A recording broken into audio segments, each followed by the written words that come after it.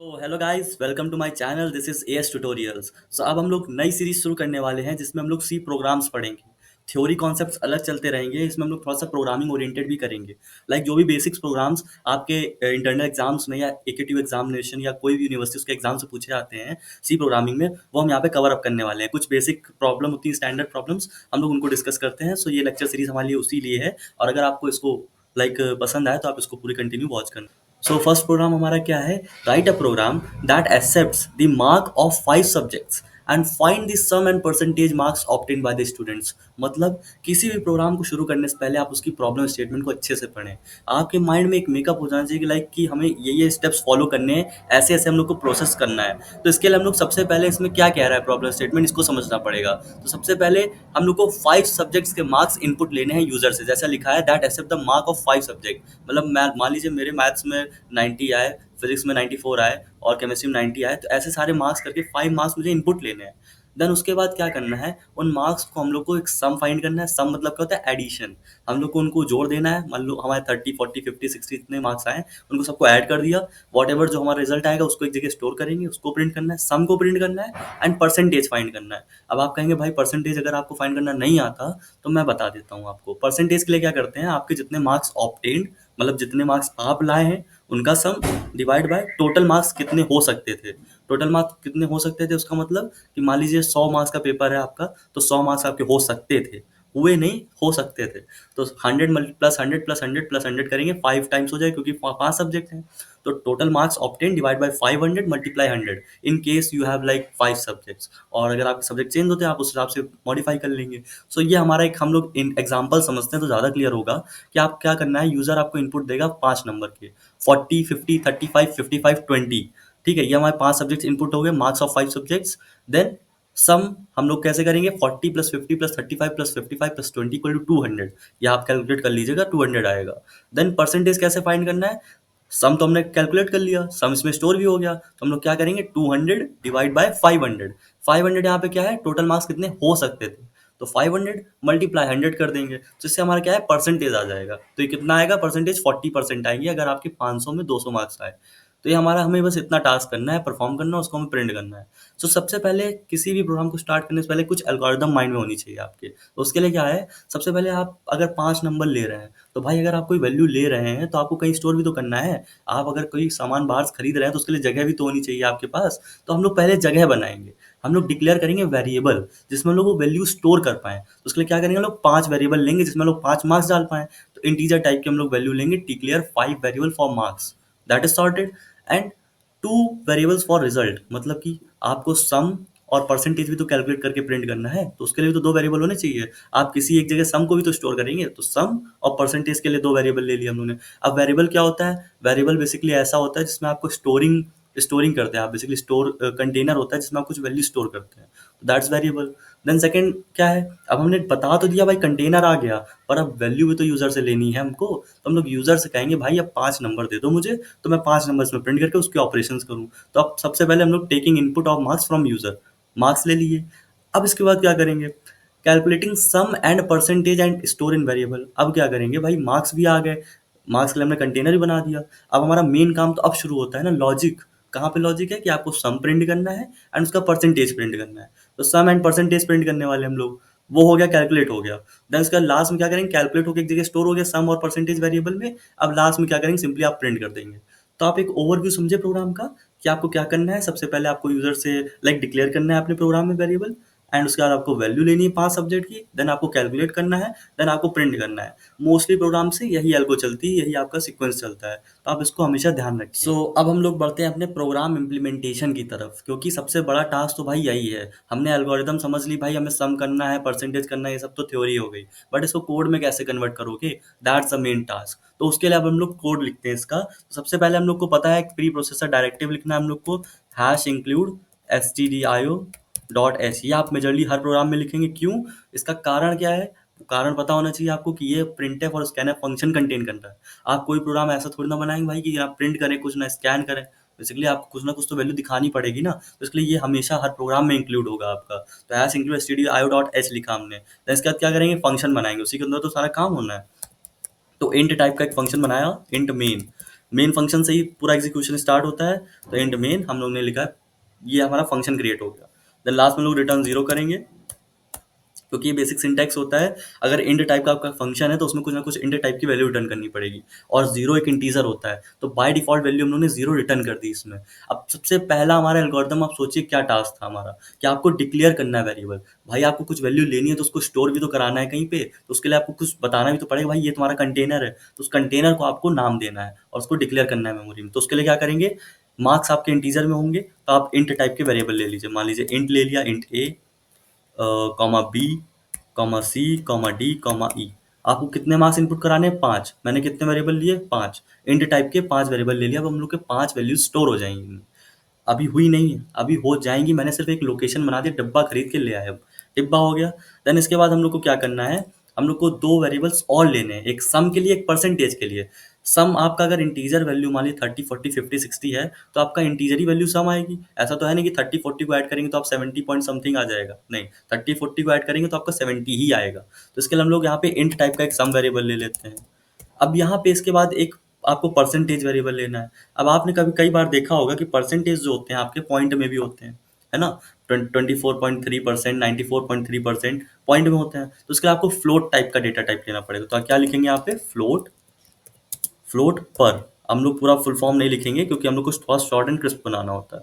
तो float percentage हो गया। अब इसके बाद हम लोग यहाँ पे, ये हमारा पहला टास्क हो गया। देन सेकंड स्टेप क्या था, आपको वैल्यूज लेनी है यूजर से। तो यूजर से इनपुट लेने के लिए हम लोग स्कैनफ फंक्शन का यूज करेंगे। तो हम लोग लिखते हैं स्कैनफ फंक्शन। देन इसके बाद यहाँ पे फॉर्मेट स्पेसिफायर लिखते हैं हम लोग। फॉर्मेट स्पेसिफायर क्या होता है, हम लोग बताते हैं भाई किस टाइप की वैल्यू है। तो यहाँ पे हम लोग को कौन से टाइप की वैल्यू लेनी है, इंटीजर टाइप की। देखिए हम लोग के मार्क्स जो है इंट टाइप के हैं, तो हम लोग का इंट का फॉर्मेट स्पेसिफायर क्या होता है, मैंने आपको पहले बताया, परसेंटेज डी। तो इसको आप परसेंटेज डी लिखेंगे। एंड कितनी वैल्यूज लेनी है, जितनी वैल्यूज लेंगे उतनी बार फॉर्मेट स्पेसिफायर लिखना है। तो percentage D, percentage D, percentage, sorry, इसमें आपको स्मॉल और कैपिटल का ध्यान रखना है क्योंकि केस सेंसिटिव लैंग्वेज है। इसमें स्मॉल ए और कैपिटल ए का अलग अलग मतलब होता है। परसेंटेज डी, एंड यहाँ पे हमारा 3, 4, 5 5 वेरिएबल्स का हो गया। देन इसके बाद हम लोग को क्या यूज़ करना है, कॉमा। अब हमारा बता तो दिया मैंने इंटीजर टाइप की वैल्यू है, अब आपको इंटीजर टाइप की वैल्यू भी तो उसमें देनी है, कौन से आप वेरिएबल में स्टोर कराना चाहते हैं। तो उसके लिए हम लोग लिखते हैं and A, comma, and B, comma, and C, comma, and D, comma, and E. तो ये क्या हुआ हमारा, यहाँ पे हम लोग ने एंड क्यों यूज करा, ये एंड ऑपरेटर क्या है। तो एंड ऑपरेटर आपको उसका पता देगा, मतलब एड्रेस देगा। ए हमने वेरिएबल डिक्लेयर कर दिया, अब हमें उसमें वैल्यू डालनी है, तो भाई उसकी लोकेशन भी तो पता होनी चाहिए। जब आपको किसी की घर पता होगा तभी तो आप उसके यहाँ कुछ भी भिजवा पाएंगे। तो आप उसको वैल्यू भेजने के लिए आपका एड्रेस चाहिए, और ये एंड क्या करता है, ये ए का एड्रेस ला के देगा, भाई इसका पता ये है, वहां पे वैल्यू पहुंचा दो। तो एंड हमारा इसलिए यूज कर रहे हैं यहाँ पे हम लोग, and A, and B, and C, and D. हमें एड्रेस दे रहा है, वहां पे हम लोग वैल्यू दे देंगे। इतना काम हो जाएगा हमारा, तो हम लोग इनपुट लेने लगेगा वो, तो हम लोग उसको इनपुट दे देंगे यूजर को। ठीक, अब इसके बाद हमारा नेक्स्ट टास्क क्या था, हम लोग को कंप्यूट करना था, हम लोग कैलकुलेट करना था क्या, सम एंड परसेंटेज। सबसे पहले सम कैलकुलेट करने हैं। सम को सिंपल आपको पता है, सम मतलब एडिशन होता है। तो सम इक्वल टू, एक ब्रैकेट लगा देंगे, और A plus B plus C plus D plus E. ठीक, तो हमारा ये सम कैलकुलेट हो गया। सम यही तो होता है भाई, सबको ऐड कर दो, सम हो गया, एडिशन हो गया। देन इसके बाद हम लोग को परसेंटेज कैलकुलेट करना है ना। तो परसेंटेज के लिए आपको कैलकुलेट करने के लिए मैंने आपको फॉर्मूला पहले बता रखा है कि सम मतलब जितना टोटल हमारे मार्क्स आए हैं, मैंने मैंने जो लिखा है उसमें जो मार्क्स मिले चेक होके, उनका सम करेंगे। तो वो सम तो मैंने पहले कैलकुलेट कर रखा है, तो इसको लिखेंगे हम लोग सम डिवाइड बाय टोटल कितने सब्जेक्ट हैं, 5। एक सब्जेक्ट कितने मार्क्स का है, 100। तो 5 मल्टीप्लाई 100 कितना होता है, 500। तो डिवाइड बाय 500 करेंगे। अब यहाँ पे हम लोग इसको ब्रैकेट में इंक्लूड करेंगे, लेकिन फॉर्मूला सम का परसेंटेज का इतना तो होता नहीं, आपको लास्ट में इसमें 100 से मल्टीप्लाई करना होता है। देन यहाँ पे हम लोग मल्टीप्लाई बाय 100 कर देंगे। ठीक, अब मैथ्स में अगर आपको निकालना होता है परसेंटेज, तो आप इसी तरीके निकालते हैं, obtained marks divide by total marks multiply 100, that's the formula. But यहाँ पे कंप्यूटर में एक आपको दिक्कत है, आपको इसमें आप डायरेक्ट लिखेंगे तो यहाँ पे एरर आएगी, एरर नहीं आएगी, जीरो आएगा परसेंटेज। क्यों, अब मैं आपको बताता हूँ इसका रीजन। सम किस टाइप का वेरिएबल है, इंटीजर टाइप का। देखिए हम इंट टाइप का है, 500 क्या है, एक इंटीजर। तो अगर आप इंटीजर को इंटीजर से डिवाइड करेंगे तो क्या आएगा, इंटीजर आएगा। मैं आपको ऐसे समझाऊं तो इसको मैं आपको पावर पॉइंट में ले जाता हूँ, देन यहाँ पे मैं ड्रॉ करके बताता हूँ, तो शायद आपको ज़्यादा समझ में आए। मान लीजिए आपको 2 डिवाइड बाय 3 इक्वल टू क्या होगा? अगर आप कहेंगे तो इसमें 0 पॉइंट समथिंग होगा आपके हिसाब से, 0 पॉइंट समथिंग समथिंग।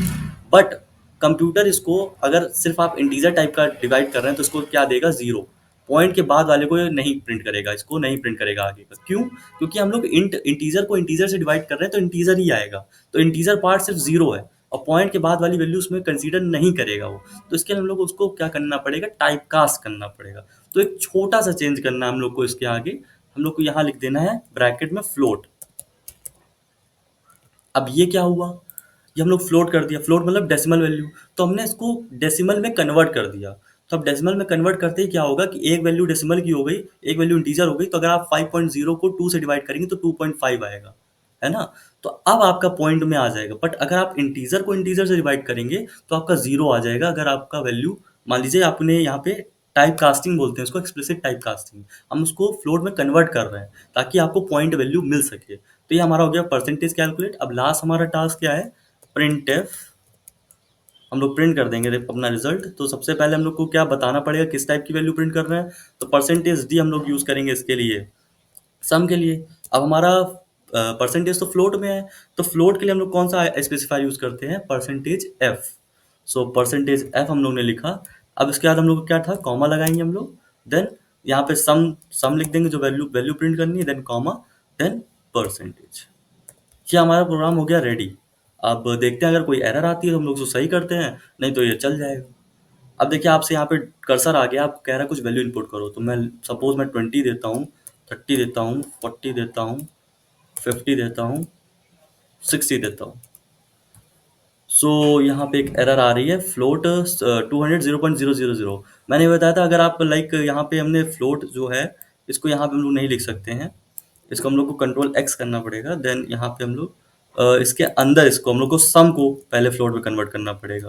क्योंकि बाहर अगर मैंने लाइक जीरो तो पहले ही कैलकुलेट हो गया है, देन बाहर फ्लोट करने से क्या फायदा? तो इसको हम लोग यहाँ पे कंट्रोल वी कर देंगे तो यहाँ पे फ्लोट प्रिंट हो जाएगा। बेसिकली ये वैल्यू सम जो है फ्लोट में कन्वर्ट हो जाएगी। एक बार फिर चेक करते हैं हम लोग इसको। सो यहाँ पे एक ब्रैकेट ज़्यादा हो गया है, let me like correct it. So अब हम लोग रन करते हैं। सब 20, 30, 40, 50, 60। सो ये देखिए आपका 200 सम हो गया और 40 परसेंटेज हो गया। आपको मैं इस एरर को, अगर आपको समझना है तो आप मुझे कमेंट आउट कर दीजिए कि यहाँ पे ये एरर क्यों आई। ये आपने फ्लोट बाहर लिखा था तो क्यों एरर आई, क्यों आपका 0 प्रिंट हुआ, और आपने उसको जस्ट ब्रैकेट के अंदर लिखा उसके, तो आपका 40 आंसर सही आ गया हमारा। अगर आपको इसमें डाउट है तो आप मुझे कमेंट करिए, तो मैं इसको और अच्छे से एक्सप्लेन करूंगा। बेसिकली यहाँ पे यही है कि मैंने इसको बाहर करा था, तो अगर आप बाहर उसको कर रहे हैं तो 0 तो पहले कैलकुलेट हो गई ना वैल्यू, डिवाइड करने के बाद 0 तो आ ही गई। अब क्या फायदा करके? अब तो उसको कन्वर्ट करेगा तो 0.00 कर देगा, कोई फायदा नहीं। तो आपको पहले सम वेरिएबल को ही आपको कन्वर्ट कर लेना है डबल में, मतलब फ्लोट में, डेसिमल पॉइंट ऑफ वैल्यू में। देन उसके बाद वो अपना कैलकुलेट हो जाएगा। तो ये हमारा हो गया बेसिक प्रोग्राम, और ये आप इसमें लाइक ये आउटपुट भी आ गया हमारा। तो that's it for this video. Thank you and have a great day.